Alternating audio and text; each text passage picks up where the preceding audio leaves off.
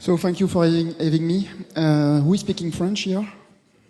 Okay, some of you. So this talk is in English, but in French, English. Okay, I hope you will understand. I'm super happy tonight. We are hosted at Microsoft Office, by the way. We have a meetup for the Elastic France community, so if you want to come, please join us. Look at meetup.com. I want to cover something different today, which is about the new era of search, which applies to observability and security as well. So you might know, whoa, the font is weird. You might know that Elasticsearch already is super known as a search engine, like, okay, you are using that maybe, but you might not know that it's also a vector database. And I want to cover what is happening behind the scene when you are doing all this AI stuff that you are running. So what is a vector and what is a vector database actually? So if you think about vectors, vectors are a way to represent your data. Here I have two data, so I have Leia on the left and Darth Vader on the right. On the right, the information I want to represent, it's if it's a cartoon or if it's realistic, right? So I have a value for this vector, which is -1 for Leia and +1 for Vader. Obviously, you want to add more dimensions. So here I want to represent another meaning of my data set. So is it a human or is it a machine? So Leia is definitely a human, but Darth Vader is half of it, so cut in the middle. So that's the reason. So you want to add many dimensions to represent many different aspects of your data. And then you can add many other more data on your on this representation. For example, Luke Skywalker would be here realistic, so -1, but because he has the hand cut, so probably 0.8 as the value. And what is the goal of all that? Is to actually to search for data. So let's say that we want to search for Han Solo. As a human, I can tell you that probably it's Princess Leia, right? Which is the closest data to my Han Solo here. And then probably it will be Luke, and maybe it will be Obi-Wan, or maybe the machine, we don't know. But on the opposite side of the thing, we will have Darth Vader, definitely. So I want to retrieve my result as is. So how does it work behind the scene? We do some math. And basically, with the query, we try to compare the query with some documents that we have in the dataset. And to know what is the closest vector to the query, we just do some cosine computation, and we apply a score. So the closer the vector are, the cosine value will be 1. So 1 + 1 divided by 2 equal 1. And if you take a vector which is at the opposite, then the cosine value will be -1. -1 + 1 equals 0. So it means that you will have a score between 0 and 1. So this is how the relevance is made in vector embeddings thing. How do you do that with Elasticsearch? And so basically you have a data set, you have a representation of data. Here it can be text, it can be images, it can be sound, it can be whatever you have. You transform the data with Python, it can be with Java, with what have you. Here using PyTorch, and then you generate embeddings. Embeddings, those are the numbers that you can see on the right with desk embedding and image embeddings, right? Those represent the description and the image. And okay, and you index that in the vector database, which is Elasticsearch here. And then you search for some data. So imagine you have a user searching for summer clothes. You are going through the same exact process, and you are going to call your database, Elasticsearch here. And behind the scene, we are running a KNN query here, which is an optimized way to do some computation.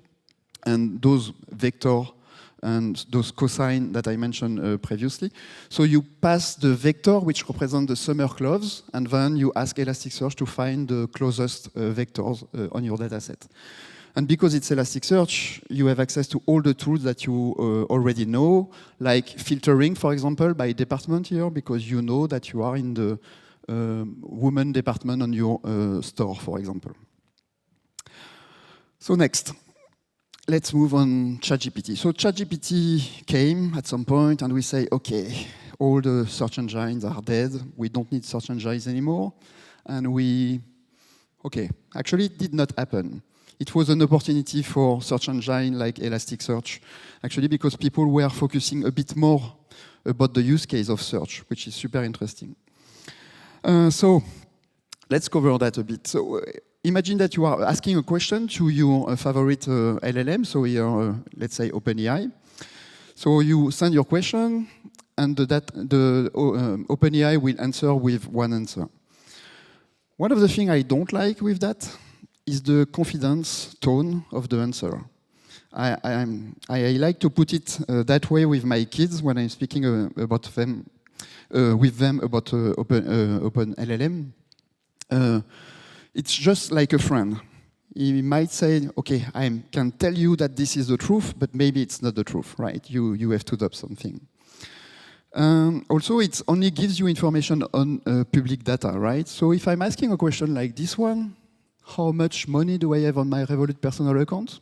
Say, I can tell you. Why? Because I don't have access to your personal information, which is good.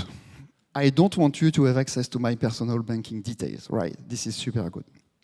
But how we can cover that use case then in our products, right?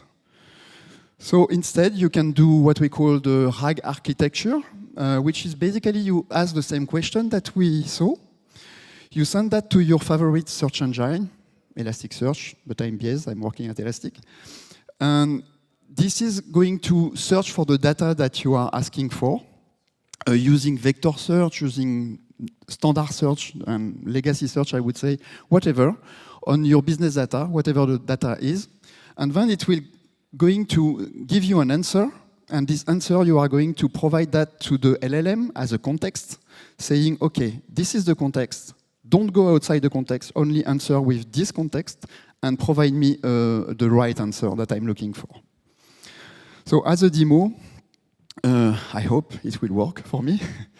So we have indexed a lot of documentation coming from our wiki in Elasticsearch. And when the user is going to enter something, it's going to go through a long chain Python script, going to ask to Elasticsearch using the KNN queries that I mentioned before, send back the result to the Python script, to long chain, and then ask OpenAI to build a nice answer out of it, right? So let's start. What is NASA? So if I'm asking that to LLM, it will probably tell me, oh, it's the National Space Agency. Here, in the context of Elasticsearch, it's not the space agency. It's the organization, it's one part of the organization that we have. And if we look at the context where we found that information in our data set, yes, it's exactly that. So we send that context to the LLM, and then the LLM send us the response that we saw. Let me ask another question. Who is Thomas Pesquet? I don't know if you know Thomas Pesquet, French astronaut, very famous. And I like the answer, because for my data set, the system does not know who is Thomas Pesquet. So we found some documents, maybe Thomas, somewhere in our documentation. But when we sent that context to the LLM, the answer was no, I can't give you an answer. If you just plug your favorite LLM to your search bar, then it will probably give you an answer that Thomas Pesquet is a French astronaut. But it's out of the context of the use case that you are trying to cover, right? And then another one, how does compensation work? So I don't have enough information. Why this? Is because I'm connected here as an engineer. I don't have access to the whole data set of my documentation. But if I switch the context and change as a manager, then I can ask the same question and it will be filtered. So I will get access to more documents, and now it can give me back the right answer that I'm expecting. Right, coming from the documentation that we have. So we use all those techniques to build our own AI assistant. And so we are applying that today for security and observability. So for observability, for example, you can ask those questions. So what is this message? By the way, so you select a log message and you want to have more explanation about that, and this is going to give you a meaningful answer and saying, okay, so this is what it means, and etc. Things like that. And then, because it's elastic, I want also to share that you can build your dashboards based on the whatever metrics that you can collect from your different cloud providers and have a full overview of what is happening on your system, and filter by Azure here, for example, and collect the information coming from the security part, from the observability part, from wherever you have. I hope it was interesting enough. So you have the QR code here, and thank you for your time. Have fun.